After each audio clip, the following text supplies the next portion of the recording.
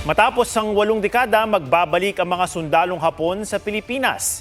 Pero hindi bilang mananakop gaya noong World War II na nagwakas noong 1945. Ngayon, sasali sila sa mga sundalo ng Pilipinas at Amerika sa barikatan exercises sa Abril. Ayon kay AFP Chief of Staff General Romeo Browner Jr., ang pagpapadala ng mga tropa ng Japan's Self-Defense Force ay alinsunod sa na-ratify na Reciprocal Access Agreement sa pagitan ng Pilipinas at Japan. Kung 81 years ago, in 1945, we found ourselves on opposite sides of the war, this time, we find ourselves on the same side.